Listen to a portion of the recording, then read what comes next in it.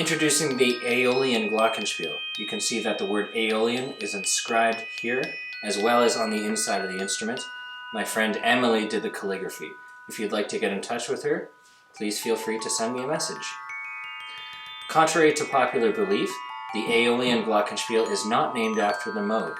It is named after the Calgary-based luthier's string instrument building, refining, refurbishing, repairing, and sales business, which is presumably named after the mode.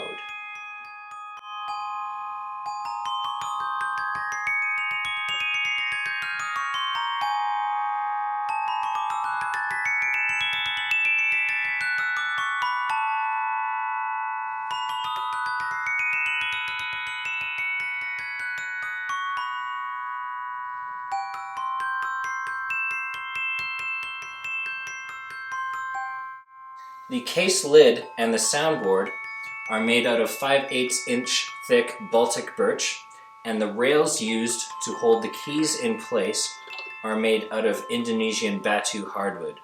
The case walls are also made out of Indonesian batu hardwood. All of the hardwood had to be fed through a jointer and planed straight, and the soundboard and case top had to be sanded, sponge stained, and clear coated.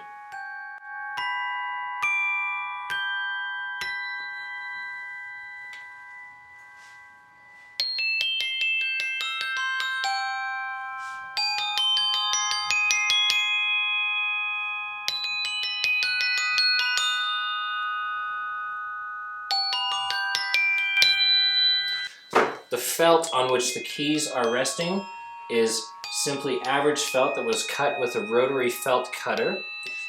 The cord that crisscrosses on either side of both sets of pins, both the pins that go through the keys and the pins that go in between the keys, crisscrosses so that the keys themselves are sitting on as little surface area as possible and therefore resonate as much as possible.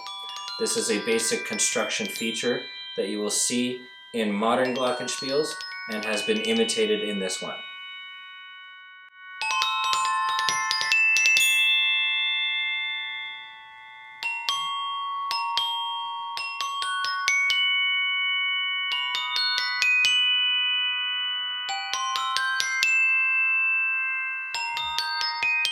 The keys are easily removable in order to give access to the resonators, which are 1/16" wall by 1" thickness galvanized steel. They are held in place by 90-degree L brackets, which are fastened to the resonator with bolts, locking washers, and locking nuts, and are fastened into the soundboard with metal screws.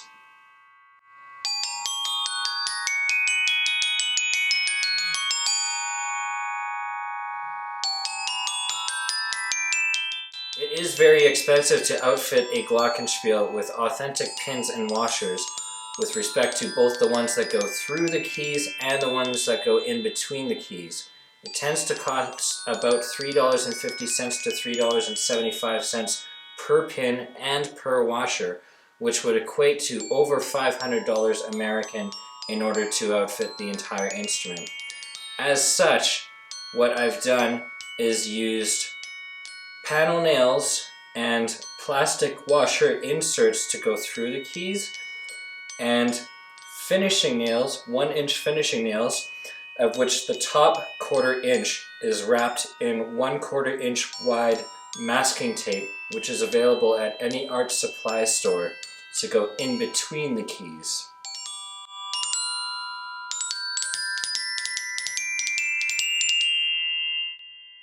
The keys themselves are mid-1950s vintage round edge Deegan model number 1558 keys, which had to be hand restored prior to their use. As you can see by the label on the A, this is an A440 instrument, which is quite rare in modern day and age, as most keyboard percussion instruments that are made in this day and age are tuned to A442 instead.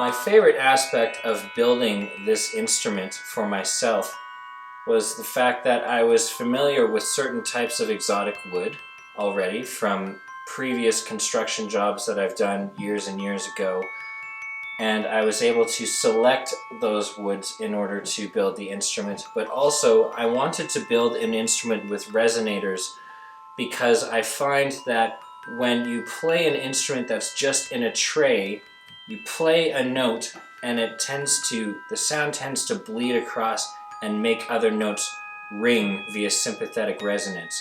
Whereas if you have a resonator pipe installed under each individual note, even if the volume of the pipe isn't varied and is not graduated from large for low notes to small for high notes, it still disaggregates the resonance from one key to the next and therefore makes the sound of the instrument quite a bit more clean. Because when I play the B flat, for example, it just goes into that resonator. Some of the sound bleeds out, but very little bleeds out. It mostly just goes into that resonator and then reflects back out. It doesn't bleed all over the place and make other notes ring via sympathetic resonance. So I was able to be very selective over the process that I used to restore the keys, to design the resonators, and to select the wood in order to be able to build the instrument.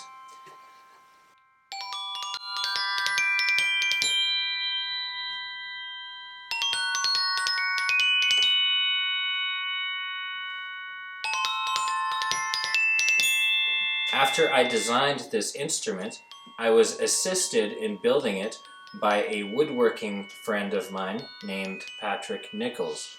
You can view his work by scrolling down to the About section of the video, where there is various text, including a link to his Facebook fan page.